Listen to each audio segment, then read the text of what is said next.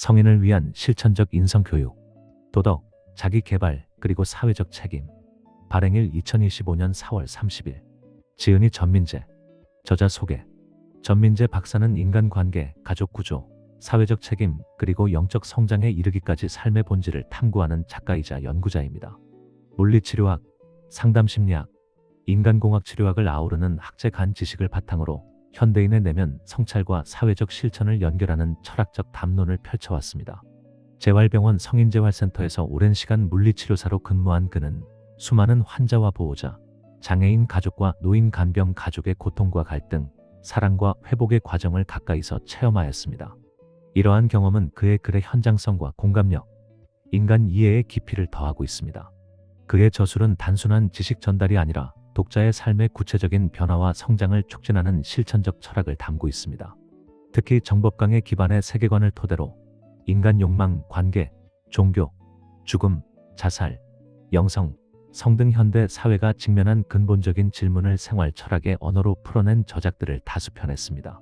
대표작으로는 행복, 정법강의 기반, 생활 철학 뉴 패러다임, 인간은 왜 욕망하는가, 자살 문제를 통해 본 우리 사회의 과제, 영적 발달의 3단계, 존중, 환생의 방정식, 신과 인간, 영혼의 진화, 가족의 재정애, 마지막 효도, 공부하는 직장인 등이 있으며 문학과 철학, 임상 경험과 사회적 통찰을 넘나드는 다채로운 글쓰기를 이어가고 있습니다.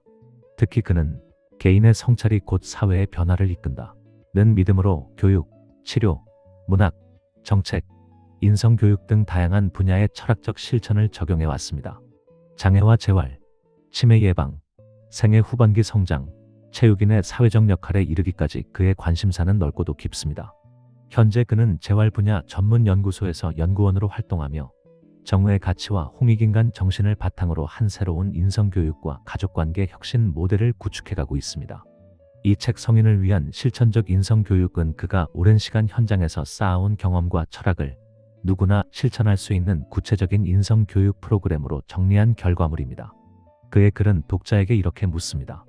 나는 어떤 사람으로 살아가고 있는가, 그리고 누구를 위해 성장하고 있는가. 일러두기. 이 책은 급격하게 변화하는 현대사회 속에서 성인들이 마주하는 다양한 삶의 문제를 인성과 연결하여 풀어보고자 기획되었다. 정직, 배려, 책임, 자기성찰, 공감, 소통 등 인간됨의 핵심을 이루는 가치들이 점점 일상에서 약화되는 현실 속에서 우리는 어떤 기준을 가지고 살아가야 할까? 이 책은 바로 그 질문에서 출발하였다. 인성은 어느 특정 연령대나 직군에만 해당되는 개념이 아니다. 오히려 성인이 된 이후 더 복잡한 인간관계와 사회적 역할을 수행해야 하는 시점에서 인성의 필요성은 더욱 절실해진다. 이 책은 성인을 위한 실천 중심의 인성교육서로 독자가 자신의 삶을 되돌아보고 구체적인 행동 변화를 통해 더 나은 자신과 더 건강한 공동체를 만들어갈 수 있도록 구성되어 있다. 책의 주된 독자층은 인성교육이 필요하다고 느끼는 모든 성인들이다. 일상 속에서 인간관계로 고민하는 사람들, 자기 성장을 갈망하는 사람들, 조직이나 가정에서의 갈등을 지혜롭게 해결하고 싶은 이들, 그리고 사회적 책임을 다하는 성숙한 시민으로 살아가고자 하는 이들을 위한 책이다. 특별히 누군가의 부모이거나 누군가의 자녀, 동료, 리더의 위치에 있는 사람이라면 이 책에서 삶을 재정렬할 수 있는 소중한 단서를 발견할 수 있을 것이다. 이 책은 총 6장과 부록으로 구성되어 있다. 한 장에서는 인성이란 무엇인지, 그리고 왜 지금 우리에게 인성이 중요한지를 설명한다. 2장에서는 도덕과 윤리의 차이를 살펴보며 바른 삶의 기준이 무엇인지 구체적으로 탐색한다. 3장에서는 자기 성찰과 성장의 과정을 다루며 습관과 배움의 중요성을 강조한다.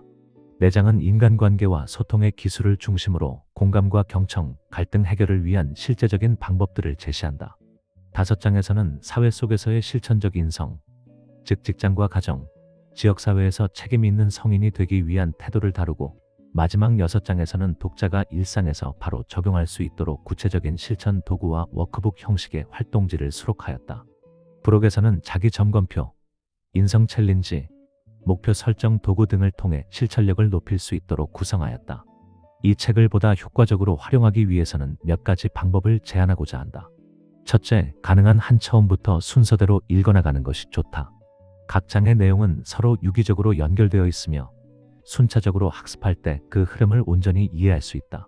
둘째, 단지 읽는 데서 그치지 않고 제시된 실천 과제들을 직접 수행해 보기를 권한다. 책 속의 질문에 답해보고 실천 일지를 작성하고 행동을 점검해보는 과정을 통해 인성은 비로소 삶에 뿌리 내릴 수 있다.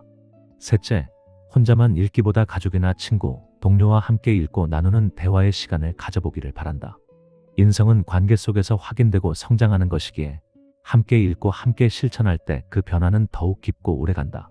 책에 제시된 사례와 예시들은 일반적인 상황을 가정하여 구성된 것으로 독자들은 자신의 삶의 맥락에 맞게 응용하여 활용하길 바란다. 만약 심각한 갈등이나 정신적 고통을 겪고 있다면 이 책의 내용을 참고하되 반드시 전문가의 상담을 병행하는 것이 필요하다. 또한 본문에서 사용된 일부 개념이나 용어들은 쉬운 언어로 풀어쓰고자 했으나 철학적 또는 심리학적 배경을 갖는 경우 부록의 용어 해설에서 추가 설명을 제공하였다. 용어 해설은 책 말미에 별도로 정리되어 있다. 끝으로 이 책은 완성된 해답을 제공하는 책이 아니다. 각자가 처한 삶의 상황은 모두 다르고 그만큼 정답도 다르기 때문이다. 다만 자신의 삶을 성찰하고 변화와 성장을 시도하며 더 나은 인간이 되기를 희망하는 이들에게 이 책이 그 여정의 든든한 동반자가 되기를 바란다. 독자 여러분의 피드백과 경험은 앞으로의 연구와 책 집필에 있어 소중한 밑거름이 될 것이다. 이 책이 성찰과 실천의 작은 불씨가 되어 더 많은 사람들이 건강한 인성과 조화로운 삶을 회복하는 데 기여하길 진심으로 기원한다. 서문. 우리는 지금 빠르게 변화하는 시대를 살아가고 있습니다. 기술은 인간의 노동을 대체하고 정보는 넘쳐나며 소통의 방식은 이전과는 비교할 수 없을 만큼 달라졌습니다. 그러나 이러한 변화 속에서 여전히 변하지 않고 오히려 더욱 절실하게 요구되는 것이 있습니다. 그것은 바로 사람답게 사는 것, 인간으로서의 품격과 태도, 그리고 바른 인성입니다. 인성은 학교 교육에서 한때 강조되었지만 성인이 된 이후에는 더 이상 배울 기회도 되돌아볼 여유도 사라지는 영역입니다. 우리는 매일 사람들과 관계를 맺고 갈등을 겪고 크고 작은 선택을 하며 살아가지만 그 중심에 있는 내가 어떤 사람인가, 어떤 태도로 살아가고 있는가에 대해 질문할 기회는 많지 않습니다. 이 책은 바로 그 질문에서 출발하였습니다. 나는 어떤 성인으로 살아가고 있는가? 나는 지금 어떤 삶의 태도를 선택하고 있는가? 수년간 재활병원에서 환자와 보호자, 장애인 가족, 치매 환자 가족을 가까이에서 만나며 인간의 회복과 관계, 갈등과 화해의 과정을 지켜보았습니다. 그 속에서 저는 한 가지 확신을 갖게 되었습니다. 치유는 단지 육체의 문제가 아니라 결국 사람됨의 문제이며 인성이 회복되어야 관계도 공동체도 다시 설 수 있다는 것입니다. 이 책은 인성을 단지 추상적 가치가 아니라 실천 가능한 삶의 기술이자 성장의 방법으로 제시하고자 기획되었습니다. 도덕성과 윤리, 자기 성찰, 공감과 소통, 사회적 책임 등 성숙한 인간으로 살아가는 데 필요한 핵심 가치들을 중심으로 구성하였고 각 장마다 실제 삶에 적용할 수 있는 질문, 실천 활동, 점검표, 워크북 등을 함께 담았습니다. 특히 저는 정법 강의의 철학을 기반으로 그 안에 담긴 정직, 공정, 책임, 인간 이해의 핵심 가치를 현대적 시선으로 풀어내고자 노력하였습니다. 이는 단지 특정 사상의 해석을 넘어서 모든 사람에게 유효한 사람됨의 기초를 복원하려는 시도이기도 합니다. 이 책은 완성된 정답을 주는 책이 아닙니다. 오히려 질문을 던지는 책입니다. 지금 내가 어떤 사람인지, 어떻게 살아가고 싶은지를 함께 고민하고 실천할 수 있도록 돕는 책입니다. 독자 여러분께 간절히 바라는 바는 단 하나입니다. 책을 읽으며 멈춰서서 자신을 돌아보고 삶의 작은 습관 하나라도 바꾸어 보는 것입니다. 정직하게 말하기, 감사 인사를 전하기, 상대의 말을 끝까지 들어주기, 자신의 감정을 조절해보기. 이처럼 작지만 분명한 실천들이 모여 결국 우리의 인성을 바꾸고 관계를 바꾸고 사회를 바꿀 수 있다고 믿습니다. 이 책을 통해 독자 여러분이 자신의 삶을 더 깊이 이해하고 더 나은 자신이 되기를 희망합니다. 그 변화가 곧 우리가 함께 살아가는 이 사회를 더 따뜻하고 인간적인 공간으로 만들어줄 것입니다. 이 책이 그 여정의 작은 동반자가 되기를 진심으로 바랍니다. 2025년 봄, 저자 전민재 올림. 한 장 인성의 의미와 중요성. 1.1. 인성이란 무엇인가? 1.11. 인성의 정의. 인성이란 무엇인가? 우리는 일상 속에서 흔히 저 사람은 인성이 참 좋다, 혹은 인성이 부족하다 라는 말을 접한다. 그렇다면 인성이란 정확히 무엇을 의미하는 것일까? 인성이란 개인의 성품과 행동을 결정하는 심리적, 도덕적 특성의 집합이다. 이는 타인과의 관계 속에서 드러나며 사회적 역할을 수행하는 데 필수적인 요소로 작용한다. 인성은 단순히 선천적으로 타고나는 것이 아니라 교육과 경험을 통해 형성되고 발전하는 특성이다. 철학자 아리스토텔레스 에리스토텔은 인성을 반복적인 행동과 습관을 통해 형성되는 덕목이라고 설명하며 도덕적 가치와 지속적인 자기 성찰이 올바른 인성을 형성하는 핵심 요소라고 보았다. 심리학적 관점에서도 인성은 성격 퍼스널리티과는 구별되며 후천적으로 변화할 수 있는 특성으로 여겨진다. 인성과 성격의 차이. 많은 사람들이 인성과 성격을 동일한 개념으로 혼동하는 경우가 있다. 하지만 둘은 분명한 차이가 있다. 성격 퍼스널리티, 타고난 기질과 감정적 반응 방식, 선천적 요인이 강함, 비교적 고정적, 유전적 요인, 생물학적 특성, 내향적 외향적 감정적 논리적, 인성 캐릭터, 윤리적 가치와 도덕적 판단력, 후천적 학습과 경험에 의해 형성됨, 교육과 노력에 따라 변화 가능, 환경, 교육, 사회적 관계, 정직, 공감, 책임감. 즉, 성격은 개인이 본능적으로 보이는 특성이지만 인성은 사회 속에서 어떻게 행동하고 판단하는지를 결정하는 도덕적 성향과 가치 체계라고 할 수 있다. 따라서 인성은 우리가 노력하고 발전시킬 수 있는 영역이며 삶의 경험과 배움을 통해 긍정적인 방향으로 변화할 수 있다. 좋은 인성의 요소. 그렇다면 사회적으로 인정받는 좋은 인성은 어떤 요소로 구성될까? 연구자들은 일반적으로 다음과 같은 5가지 핵심 요소를 제시한다. 1. 정직 honesty. 정직한 사람은 자신의 행동과 말에 책임을 지며 거짓 없이 행동한다. 정직은 신뢰를 쌓는 가장 중요한 덕목 중 하나이며 사회적 관계에서 필수적이다. 2. 책임감 responsibility. 책임감 있는 사람은 자신의 선택과 행동에 대한 결과를 기꺼이 받아들이고 타인에게 미치는 영향을 고려한다. 이는 사회적 신뢰와 리더십을 형성하는 데 중요한 요소다. 3. 공감 empathy. 공감은 타인의 감정을 이해하고 배려하는 능력이다. 타인의 입장에서 생각하는 능력은 원활한 인간관계를 유지하는 데 중요한 역할을 한다. 4. 존중 respect. 다양한 가치관과 문화 속에서 서로를 인정하고 존중하는 태도는 조화로운 사회를 만드는 핵심이다. 상대방의 의견을 경청하고 존중하는 태도는 건강한 관계 형성에 필수적이다. 5. 성실함 diligence. 성실한 사람은 꾸준한 노력과 책임감을 바탕으로 자신의 삶을 개척한다. 단기적인 성과에 급급하지 않고 장기적인 목표를 설정하고 실천하는 태도를 갖는다. 위 5가지 요소는 좋은 인성을 형성하는 기본적인 가치이며 이를 지속적으로 실천할 때 사회적으로 신뢰받고 존경받는 사람이 될 수 있다. 인성은 길러질 수 있는가?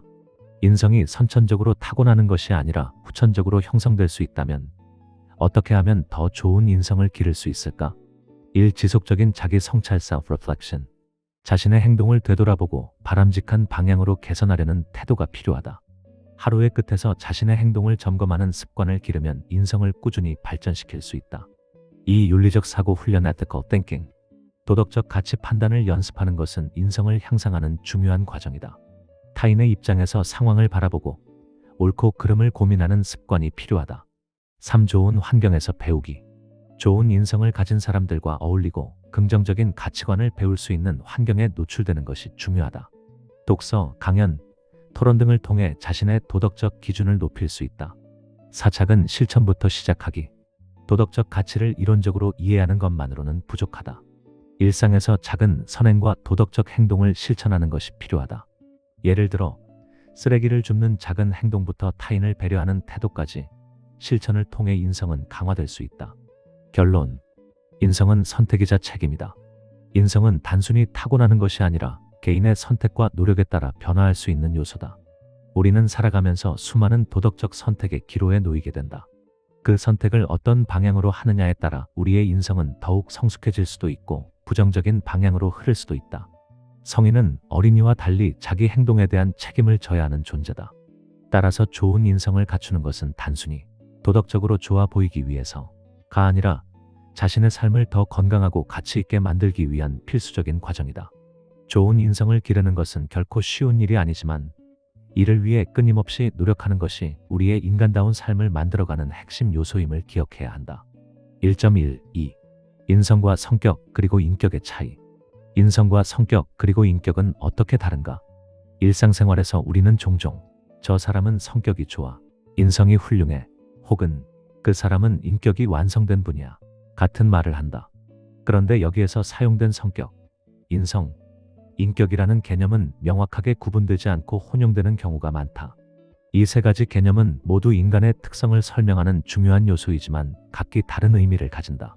성격은 개인이 태어나면서부터 가지는 기질적인 특성, 인성은 후천적인 경험과 교육을 통해 형성되는 도덕적 성향과 가치관, 그리고 인격은 성숙한 도덕적 판단력과 행동을 지속적으로 실천하는 높은 수준의 인성을 뜻한다. 이제 각각의 개념을 더 자세히 살펴보고 어떤 차이가 있는지 비교해보자. 성격이란 1. 성격의 정의. 성격은 개인이 선천적으로 가지고 태어나는 기질적인 특성을 의미한다. 이는 사람의 감정적인 반응 방식, 외부 자극에 대한 반응 패턴, 특정한 상황에서의 행동 스타일 등을 포함한다. 심리학자 칼 융은 성격을 외향적과 내향적으로 구분하였으며, 이는 우리가 흔히 사용하는 그 사람은 외향적인 성격이야 라는 말에서 볼 수 있다. 또한 심리학자 한스 아이젠크는 초기에 성격을 신경증적 경향과 외향성 두 가지 요인으로 분석하다가 후에 정신병적 경향을 추가하여 세 가지 주요 차원으로 발전시켰으며, 최종적으로는 허위척도 라이스케일을 포함한 네 가지 차원으로 성격 이론을 확립했다. 이 모델은 PEN 모델 사이카드시즘, extraversion, neuroticism로 알려져 있으며 성격 이론 발전에 중요한 기여를 했다. 이 성격의 특징, 선천적으로 타고나는 기질적 요소가 크다. 비교적 변화가 어렵고 고정적인 특성을 보인다. 감정 반응 방식, 행동 패턴, 사회적 상호작용 스타일을 결정한다. 유전적인 요인과 어린 시절의 경험에 영향을 받는다. 3. 성격의 예시. 감정이 풍부한 사람 vs 감정을 잘 드러내지 않는 사람. 사교성이 높은 사람 vs 혼자 있는 걸 선호하는 사람. 계획적인 성향 vs 즉흥적인 성향. 인성이란 1. 인성의 정의. 인성은 개인의 도덕적 가치관과 윤리적인 판단력으로 형성된 성향을 의미한다. 이는 사회적인 경험과 교육을 통해 후천적으로 발전하며 행동의 옳고 그름을 결정하는 중요한 요소가 된다. 심리학자 윌리엄 제임스는 습관의 중요성을 강조하며 반복적인 행동이 우리의 성격과 도덕적 특성을 형성한다고 주장했다. 그의 저서 심리학의 원리 The Principles of Psychology 1890에서 우리는 행동의 결과가 아니라 우리의 습관의 결과라고 언급한 바 있다. 이러한 관점은 인성이 일상적인 습관과 경험의 누적을 통해 발달한다는 현대 인성교육의 기본 원리와 맥을 같이 한다. 다시 말해, 선천적으로 타고나는 성격과 달리 인성은 성장하면서 길러지는 후천적인 요소다.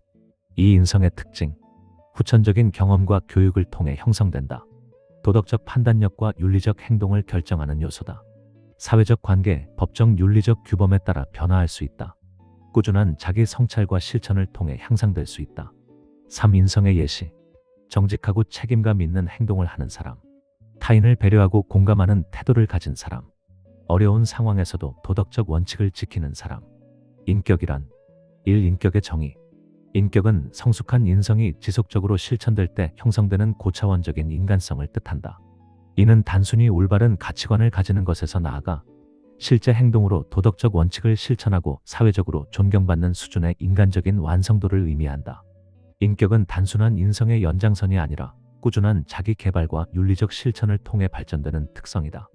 철학자 임마누엘 칸트는 인격은 인간이 자신의 도덕적 가치를 인식하고 이를 행동으로 실천하는 과정에서 완성된다 고 보았다. 이 인격의 특징, 성격과 인성을 넘어선 높은 수준의 도덕적 실천을 포함한다. 꾸준한 자기 성찰과 윤리적 실천이 필수적이다. 주변 사람들에게 존경받고 사회적 리더십을 발휘하는 경우가 많다. 일반적인 인성과 달리 도덕적 원칙을 강한 신념으로 실천하는 단계다. 3. 인격의 예시. 타인의 이익을 먼저 생각하고 희생할 줄 아는 사람. 개인적 이익보다 공동체의 가치를 우선하는 사람. 부당한 상황에서도 도덕적 신념을 지키는 사람. 성격, 인성, 인격의 차이 비교. 성격, personality, 타고난 기질과 감정적 반응 방식. 선천적 요인이 강함, 비교적 고정적. 유전적 요인, 생물학적 특성. 내향적, 외향적, 감정적, 논리적. 인성, character, 윤리적 가치와 도덕적 판단력. 후천적 학습과 경험에 의해 형성됨. 교육과 노력에 따라 변화 가능. 환경, 교육, 사회적 관계. 정직, 공감, 책임감. 인격, personhood, 도덕적 가치관을 실천하는 성숙한 상태. 꾸준한 자기 성찰과 실천을 통해 완성됨. 장기적인 실천을 통해 깊이 형성됨. 도덕적 신념, 실천 의지, 사회적 역할, 존경받는 지도자, 윤리적 신념을 실천하는 사람. 결론. 성격은 타고나지만 인성과 인격은 길러진다. 성격은 우리가 태어나면서부터 가지고 있는 특성이지만 인성과 인격은 후천적으로 길러질 수 있다. 성격은 쉽게 바뀌지 않지만 인성은 배우고 실천할 수 있다. 좋은 인성이 축적되면 결국 성숙한 인격으로 발전한다. 따라서 우리는 단순히 성격이 좋다는 평가를 넘어 도덕적 가치와 윤리를 실천하는 인격을 형성하는 것을 목표로 삼아야 한다.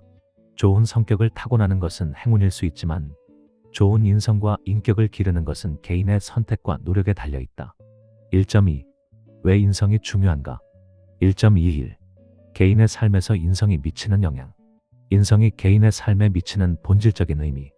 인성은 인간의 삶에서 단순한 개념이 아니라 개인의 성공과 행복을 결정하는 중요한 요소이다. 우리는 종종 그 사람은 인성이 참 좋다 또는 인성이 부족한 것 같아 라는 말을 한다. 하지만 인성이 단순히 도덕적이고 착한 성향을 의미하는 것이 아니라 개인의 삶의 질을 결정하는 중요한 요소라는 점을 간과하는 경우가 많다. 사회적 신뢰, 직업적 성공, 가정 내 관계, 심리적 안정감 등 모든 영역에서 인성은 중요한 역할을 하며 삶의 방향과 질을 결정짓는다. 인성이 개인의 행복과 성공에 미치는 영향. 일대인 관계에서의 역할. 인성이 좋은 사람은 인간관계에서 긍정적인 영향을 미친다. 정직, 배려, 공감과 같은 인성적 요소는 원만한 관계를 형성하는 데 필수적이다. 신뢰의 형성. 정직하고 책임감 있는 행동을 하는 사람은 타인의 신뢰를 얻기 쉽다. 원만한 대인관계, 배려와 공감을 갖춘 사람은 주변과 갈등을 최소화하고 좋은 관계를 유지할 수 있다. 사회적 평판. 사람들은 도덕적이고 신뢰할 수 있는 사람과 함께 일하거나 가까이 하고 싶어 한다. 반대로 인성이 부족한 사람은 지속적인 관계를 유지하는 데 어려움을 겪는다. 거짓말, 이기적인 태도, 책임 회피 등의 행동은 타인의 신뢰를 잃게 하고 결국 사회적 고립을 초래할 수도 있다. 이 직장과 사회생활에서의 영향. 사회생활과 직장에서도 인성은 핵심적인 역할을 한다. 능력이 뛰어나더라도 인성이 부족하면 장기적으로 좋은 평가를 받기 어렵다. 리더십의 필수 요소. 좋은 리더는 단순히 업무 능력이 뛰어난 것이 아니라 윤리적이고 공정한 태도를 갖추고 있다. 부하 직원과 동료들이 신뢰하는 리더는 조직을 긍정적으로 변화시킨다. 협업 능력 향상. 조직 내에서는 협력과 팀워크가 필수적인 요소이다. 상대방을 존중하고 배려하는 태도는 직장 내 원활한 협업을 가능하게 한다. 직업적 신뢰 구축. 인성이 좋은 사람은 고객, 동료, 상사로부터 신뢰를 얻으며 이는 직업적 성장과 기회로 이어진다. 반면 능력이 뛰어나더라도 윤리적이지 못하거나 이기적인 태도를 가진 사람은 신뢰를 잃고 조직에서 배제되거나 성장을 제한받을 가능성이 높다. 3. 가정과 개인적인 삶에서의 영향. 가정에서도 인성은 중요한 역할을 한다. 부모와 자녀, 부부 사이의 관계에서 신뢰와 배려가 없다면 건강한 관계를 유지하기 어렵다. 가족 내 신뢰 형성. 정직한 태도와 책임감은 가족 간 신뢰를 구축하는 데 중요한 역할을 한다. 원만한 부부 관계, 배려와 공감을 기반으로 한 관계는 건강한 부부 생활을 유지하는 데 필수적이다.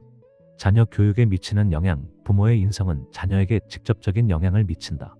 인성이 좋은 부모는 자녀에게 올바른 가치관을 심어줄 수 있다. 만약 가족 구성원 간의 인성이 부족하면 신뢰가 깨지고 가정 내 갈등이 증가할 수 있다. 이는 결국 심리적인 스트레스와 불안으로 이어질 수 있다. 사정신적 안정과 삶의 만족도. 연구에 따르면 인성이 좋은 사람일수록 정신적 안정감이 높고 삶의 만족도가 높은 경향을 보인다. 정신적 평온. 정직하고 성실한 삶을 사는 사람은 불안감과 스트레스를 덜 느낀다. 반대로 부정직한 행동을 하면 지속적인 불안과 죄책감을 느낄 가능성이 크다. 삶의 의미 찾기. 선한 행동을 실천하는 사람은 자신의 삶이 의미 있다고 느끼고 이는 궁극적인 행복으로 연결된다. 사회적 지지 형성. 인성이 좋은 사람은 주변으로부터 도움을 받을 가능성이 높고 이는 삶의 질을 향상시키는 요인이 된다. 결론. 인성은 삶의 질을 결정하는 중요한 요소. 결국 인성은 단순한 개념이 아니라 개인의 삶 전반에 영향을 미치는 중요한 요소이다. 원만한 대인관계를 형성하고 신뢰를 얻을 수 있다. 직장과 사회생활에서 성공 가능성이 높아진다. 가정 내에서도 건강한 관계를 유지하는 데 필수적이다.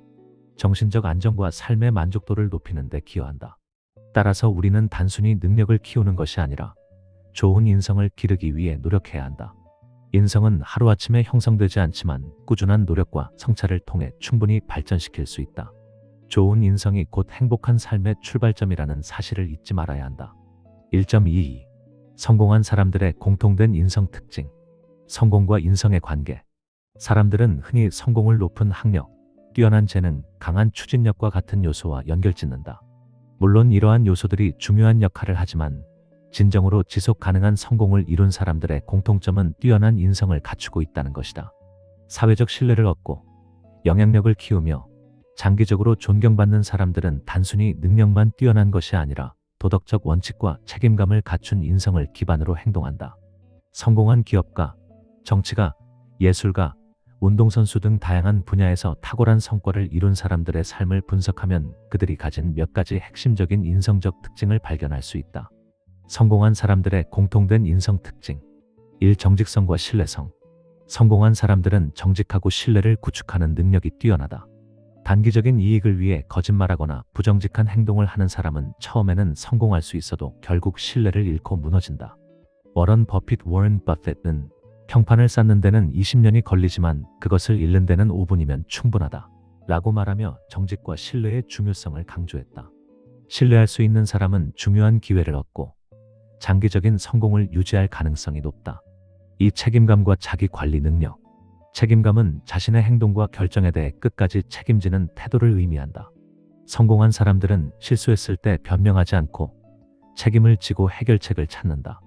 빌 게이츠는 마이크로소프트를 창업한 후 수많은 실패를 경험했지만 그 실패를 남의 탓으로 돌리지 않고 배우는 기회로 삼았다. 자기 관리를 철저히 하는 사람은 시간 관리, 감정 조절, 자기 훈련 등을 통해 지속적으로 성장한다. 3. 공감 능력과 소통 기술. 타인의 입장을 이해하고 배려하는 능력은 성공한 사람들의 필수적인 자질이다. 특히 조직을 이끄는 리더나 사회적으로 영향력 있는 인물들은 공감 능력이 뛰어나야 한다. 오프라 윈프리는 공감과 소통 능력으로 사람들에게 감동을 주며 전 세계적으로 영향력 있는 미디어 인물이 되었다. 훌륭한 리더들은 구성원의 감정을 이해하고 그들의 의견을 존중하는 방식으로 조직을 운영한다. 4. 도덕적 용기와 올바른 가치관. 진정한 성공은 단순히 돈을 많이 버는 것이 아니라 옳은 일을 하고 사회적 가치를 창출하는 것이다. 성공한 사람들은 도덕적 원칙을 지키고 어려운 상황에서도 양심적인 결정을 내린다. 넬슨 만델라는 인종차별에 맞서 싸우며 자신의 신념을 끝까지 지켰고 결국 남아프리카 공화국의 대통령이 되었다. 기업가 중에서도 도덕성을 지키며 사회적 가치를 창출한 인물들이 장기적으로 존경받는다. 5. 끊임없는 자기 개발과 배움의 자세. 성공한 사람들은 절대 안주하지 않는다. 그들은 끊임없이 배우고 성장하며 자신을 발전시키는 데 집중한다. 앨런 머스크는 자신이 운영하는 회사의 기술적 내용을 깊이 이해하기 위해 끝없이 공부하며 새로운 아이디어를 탐구한다. 성공한 사람들은 실패를 두려워하지 않고 배움의 기회로 삼는다. 결론. 성공은 인성을 기반으로 한다. 성공한 사람들의 공통적인 특징은 단순한 능력이나 운이 아니라 올바른 인성을 기반으로 한 태도와 행동이다. 정직하고 신뢰를 쌓는 사람은 더 많은 기회를 얻는다. 책임감 있고 자기 관리를 잘하는 사람은 지속적인 성장을 이룬다. 공감 능력이 뛰어난 사람은 사람들과의 관계에서 신뢰를 얻고 영향력을 키운다. 도덕적 용기를 가진 사람은 옳은 일을 하며 존경받는다. 끊임없이 배우고 성장하는 사람은 변화하는 환경 속에서도 성공을 지속할 수 있다. 따라서 우리는 단순히 능력을 키우는 것이 아니라 올바른 인성을 갖추는 것이야말로 진정한 성공을 위한 가장 중요한 준비라는 점을 기억해야 한다. 1.3. 현대 사회에서 인성이 필요한 이유. 1.31. 기술 발전과 인간성 상실 문제. 기술이 발전할수록 인성이 중요한 이유. 현대 사회는 빠르게 변화하고 있다. 인공지능 AI, 로봇, 빅데이터, 사물인터넷 IoT과 같은 기술이 발전하면서 우리의 삶은 점점 더 편리해지고 있다. 스마트폰 하나만 있으면 세계 어디서든 소통할 수 있고 알고리즘이 우리의 취향을 분석해 최적화된 정보를 제공해준다. 그러나 이러한 기술의 발전이 항상 긍정적인 것만은 아니다. 기술이 인간을 대체하는 과정에서 윤리적인 문제가 발생하고 인간성을 상실하는 현상이 점점 심화되고 있다. 우리는 기술과 인간성이 공존하는 방법을 고민해야 하며 그 중심에 인성이 자리하고 있다. 기술 발전이 인간성 상실을 초래하는 이유. 1. 인간관계의 약화. 기술의 발달은 사람 간의 소통 방식을 변화시키고 있다.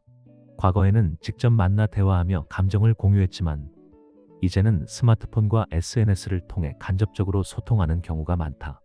온라인 대화는 감정을 전달하는 데 한계가 있어 공감 능력이 점점 약화된다. 익명성이 보장되는 온라인 공간에서는 무책임한 행동 예, 악플, 사이버 괴롭힘이 증가한다.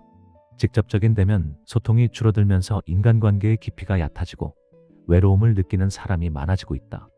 연구에 따르면 SNS 사용 방식과 인간관계의 상관관계를 보여주고 있다. 예를 들어 키어론 크로스 et al. 2013의 연구에 따르면 페이스북 사용이 증가할수록 주관적 웰빙이 감소하는 경향이 있으며 하우스 한트 et al. 2018의 연구는 소셜미디어 사용을 제한했을 때 외로움과 우울감이 유의미하게 감소했음을 보고했다. 다만 이는 단순히 사용 시간보다는 사용 방식과 목적에 따라 그 효과가 달라질 수 있음을 인식해야 한다. 이 도덕적 책임감의 약화. 기술이 발전하면서 인간의 역할이 줄어들고 이에 따라 도덕적 책임감도 약해지고 있다. 대표적인 예가 자동화 시스템과 알고리즘이 의사결정을 대신하는 현상이다. 기업들이 AI를 활용해 채용이나 대출 심사를 진행하지만 차별적 알고리즘 문제로 논란이 발생하고 있다. 소셜미디어 플랫폼은 가짜 뉴스 확산을 방치하면서도 이에 대한 책임을 회피하는 경우가 많다. 자율주행차 사고 발생 시 인간이 아닌 기술의 책임 문제를 두고 논란이 벌어지고 있다. 기술이 발전할수록 우리는 누가 책임을 져야 하는가? 라는 문제에 직면하게 된다. 결국 도덕적 판단을 내리고 책임을 질 수 있는 것은 인간이며 이는 올바른 인성을 갖춘 사람만이 할 수 있는 일이다. 3. 감정과 공감 능력의 저하. 디지털 기술은 사람들의 감정 표현 방식에도 변화를 가져왔다. 우리는 감정을 글이나 이모지로 표현하지만 이는 실제 표정과 몸짓이 포함된 대화보다 공감 능력을 떨어뜨린다. 온라인 대화에서는 감정을 정확히 전달하기 어려워 오해가 발생할 가능성이 크다. AI 챗봇과 가상인간 예, 메타버스 아바타의 등장은 사람들 간의 직접적인 교류를 더욱 줄이고 있다. 가짜 뉴스와 조작된 영상 딥페이크는 감정을 조작하고 여론을 왜곡하는 등 심각한 문제를 일으키고 있다. 이러한 문제를 해결하기 위해서는 타인의 감정을 이해하고 공감하는 능력이 필수적이다. 기술이 아무리 발전해도 인간만이 가질 수 있는 감정적 교감과 배려가 중요하다는 점을 인식해야 한다. 기술과 인간성이 공존하기 위한 방법. 기술이 발전하는 것은 피할 수 없는 현실이다. 그렇다면 우리는 어떻게 인간성을 유지하면서 기술을 활용할 것인가? 1. 기술 윤리 교육의 필요성. 기술을 개발하고 사용하는 사람들에게 윤리적 판단과 도덕적 책임감을 강조하는 교육이 필요하다. IT 기업들은 AI 윤리 가이드라인을 수립하고 알고리즘의 공정성을 점검해야 한다. 사용자들도 디지털 리터러시 정보를 올바르게 이해하고 활용하는 능력을 배워야 한다. 이되면 소통의 중요성 강조. 아무리 기술이 발전해도 직접적인 인간관계는 중요하다. 가정과 직장에서 디지털 디톡스 디지털 디탁 시간을 정하고 스마트폰을 사용하지 않는 시간을 늘려야 한다. 기업은 직원들 간의 협업을 촉진하기 위해 비대면 회의보다는 대면 회의를 적극 활용할 필요가 있다. 공교육과 기업 연수에서 공감과 커뮤니케이션 훈련을 강화해야 한다. 3. 기술을 인간성을 살리는 방향으로 활용하기. 기술을 무조건 배척하는 것이 아니라 인간성을 강화하는 방식으로 사용해야 한다. AI 챗봇을 감정 노동을 대신하는 도구가 아니라 정서적 교감을 돕는 보조 수단으로 활용할 수 있다. 가상현실 VR과 증강현실 AR을 이용해 공감 교육에 장애인 체험, 노인 체험 등을 진행할 수 있다. 스마트 기술을 활용해 노인 돌봄 서비스, 정신건강관리 등을 발전시킬 수 있다. 결론. 인간성을 유지하는 것이 가장 중요한 과제.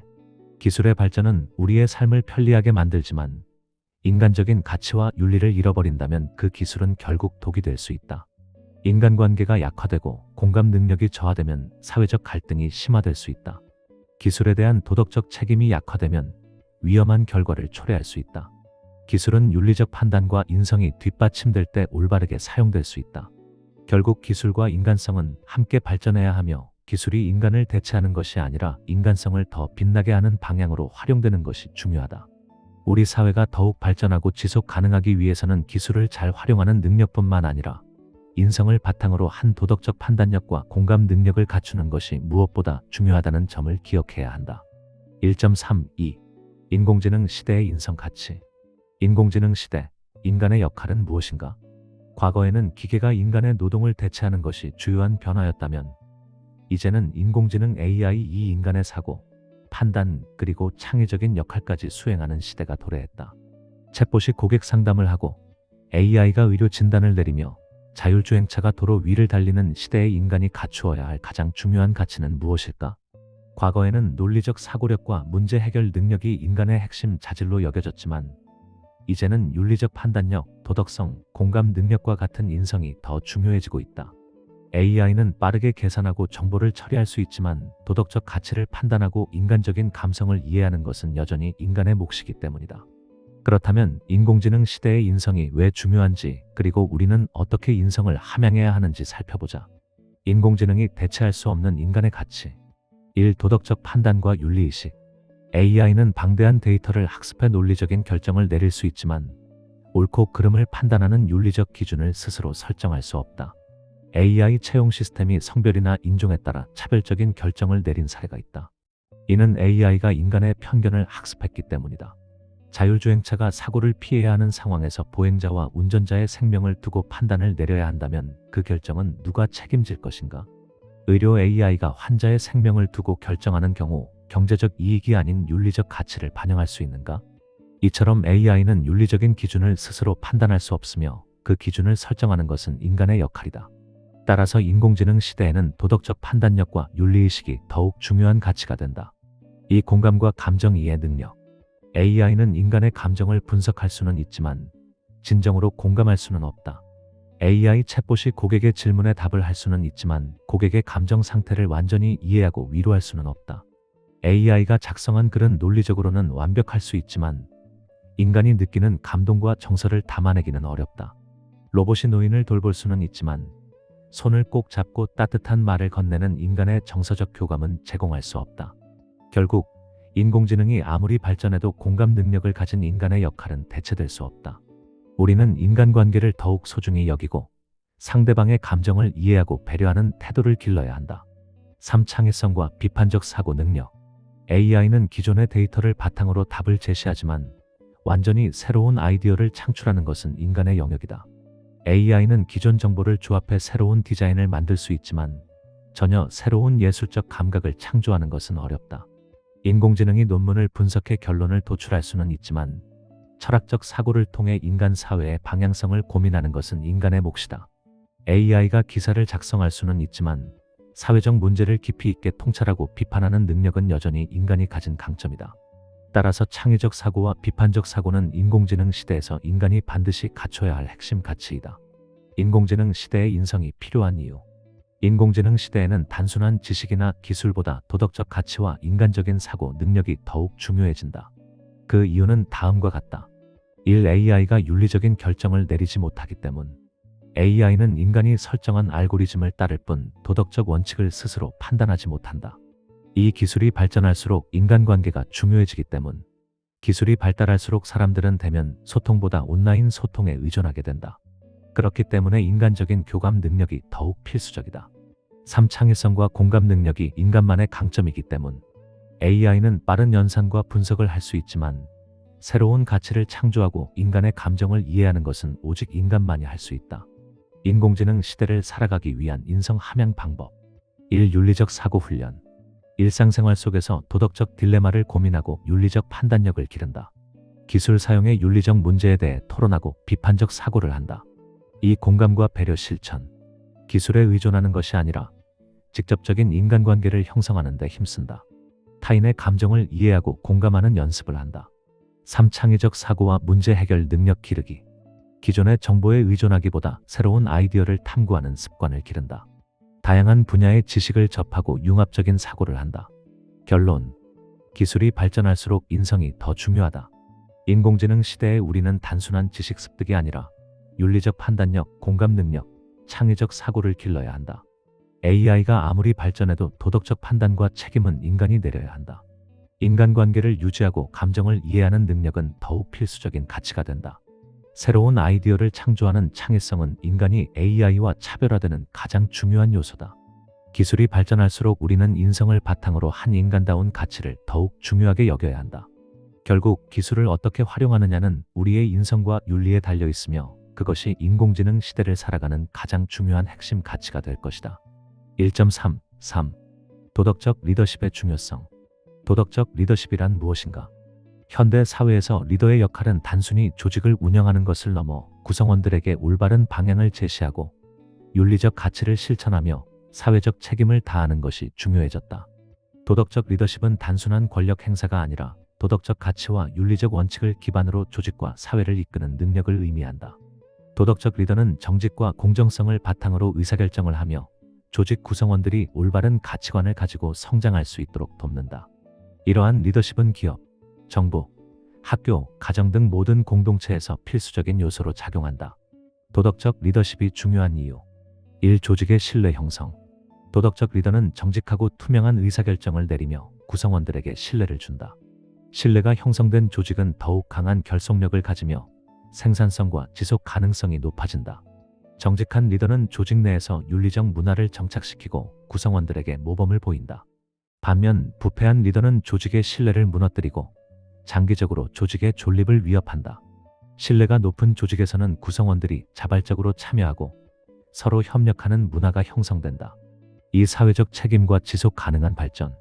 현대 사회에서는 기업과 기관이 단순한 이윤 창출을 넘어서 사회적 책임을 다하는 것이 필수가 되었다. 도덕적 리더십이 부족하면 기업은 단기적인 이익을 위해 비윤리적인 행동을 할 가능성이 높아지고 이는 장기적으로 조직의 신뢰를 잃는 결과를 초래한다. 환경보호, 노동자의 권리 보장, 공정한 경영 등 사회적 책임을 다하는 기업이 더욱 지속 가능성을 확보할 수 있다. 반대로 비윤리적인 경영을 하는 기업은 불매운동, 법적 제재, 평판 하락 등의 문제를 겪게 된다. 도덕적 리더십을 가진 조직은 윤리적 가치를 실천함으로써 사회와 함께 성장할 수 있으며 장기적으로 더 큰 성공을 거둘 가능성이 높다. 3. 구성원의 성장과 조직 문화 개선. 리더의 도덕적 태도는 구성원들의 가치관과 행동에도 큰 영향을 미친다. 도덕적 리더가 이끄는 조직에서는 구성원들이 윤리적인 태도를 배우고 스스로도 책임감 있는 행동을 하게 된다. 리더가 공정한 원칙을 세우고 이를 실천하면 구성원들도 올바른 행동을 하게 된다. 반대로 리더가 비윤리적인 행동을 하면 구성원들도 동일한 태도를 가지게 되고 조직 문화가 부패할 가능성이 높아진다. 올바른 도덕적 리더십은 구성원들이 자발적으로 윤리적인 행동을 실천하도록 유도하며 건강한 조직 문화를 형성하는 데 핵심적인 역할을 한다. 도덕적 리더십을 갖춘 역사적 현대적 사례. 1. 넬슨 만델라. 넬슨 만델라는 남아프리카 공화국에서 오랜 기간 지속된 인종차별 정책 아파르테이트를 철폐하기 위해 노력한 지도자로 평등과 인권을 강조하는 도덕적 리더십을 보여주었다. 과거의 적대 세력과도 화해하며 폭력이 아닌 평화적인 방식으로 사회 통합을 이루었다. 복수나 보복이 아닌 화합과 용서를 통해 국민들에게 도덕적 리더십의 중요성을 보여주었다. 그의 리더십 덕분에 남아프리카 공화국은 인종 간의 갈등을 극복하고 새로운 시대를 맞이할 수 있었다. 2. 워런 버핏. 세계적인 투자자인 워런 버핏은 단순한 부의 축적이 아니라 윤리적이고 도덕적인 경영을 실천하며 존경받는 기업가로 평가받는다. 정직과 신뢰를 바탕으로 한 경영을 강조하며 직원과 주주들에게 공정한 경영을 약속했다. 사회적 책임을 다하기 위해 막대한 기부를 실천하며 부를 사회에 환원하는 모습을 보였다. 단기적인 이익이 아니라 장기적으로 윤리적 가치를 실천하는 것이 기업의 성공에 필수적임을 강조했다. 3. 사티아 나델라. 마이크로소프트 CEO. 마이크로소프트의 CEO인 사티아 나델라는 강력한 도덕적 리더십을 바탕으로 조직 문화를 혁신하고 회사를 성장시켰다. 경쟁보다는 협력을 강조하며 기업 간의 협업 문화를 촉진했다. 포용성과 다양성을 존중하며 회사 내부의 조직 문화를 개선했다. 직원들에게 윤리적인 경영을 강조하며 투명하고 공정한 기업 운영을 실천했다. 이러한 사례들은 도덕적 리더십이 단순히 좋은 이미지를 만드는 것이 아니라 조직과 사회 전체를 발전시키는 핵심 요소라는 점을 보여준다. 도덕적 리더십을 기르기 위한 방법. 도덕적 리더십은 타고나는 것이 아니라 노력과 훈련을 통해 기를 수 있다. 좋은 리더가 되기 위해 다음과 같은 태도를 실천해야 한다. 1. 정직하고 투명한 의사결정. 거짓말이나 속임수가 아니라 솔직하고 정직한 태도를 유지한다. 자신의 실수와 한계를 인정하고 책임을 지는 자세를 갖춘다. 이 공정한 원칙을 세우고 실천. 구성원들에게 공정한 기회를 제공하며 차별 없이 평가한다. 윤리적인 원칙을 정하고 이를 실천할 수 있도록 조직 문화를 조성한다. 3. 타인을 존중하고 배려하는 태도. 조직 구성원의 의견을 경청하고 다양한 관점을 존중한다. 인간적인 공감 능력을 키워 구성원들이 신뢰할 수 있는 리더가 된다. 4. 사회적 책임을 실천하는 리더십. 단순한 이윤 창출을 넘어 사회적 가치를 실천하는 리더가 되어야 한다. 지역 사회와 협력하고 지속 가능한 발전을 고려하는 태도를 가진다. 결론. 도덕적 리더십이 조직과 사회를 변화시킨다. 오늘날의 사회는 단순한 카리스마나 강한 추진력을 가진 리더보다 도덕적 가치와 윤리적인 판단을 실천하는 리더를 더욱 필요로 한다. 도덕적 리더는 신뢰를 바탕으로 조직을 운영하며 구성원들의 자발적인 참여를 이끌어낸다. 사회적 책임을 다하는 리더는 조직과 사회를 함께 성장시키고 장기적으로 지속 가능한 발전을 이루게 한다. 구성원들에게 윤리적 가치와 책임감을 강조하는 리더는 조직 문화를 개선하고 건강한 공동체를 형성한다. 도덕적 리더십은 단순히 조직을 운영하는 기술이 아니라 사회적 변화를 이끌어내는 강력한 힘이다. 성공적인 조직과 건강한 사회를 만들기 위해 우리는 도덕적 리더십을 배우고 실천하는 것이 필수적이다.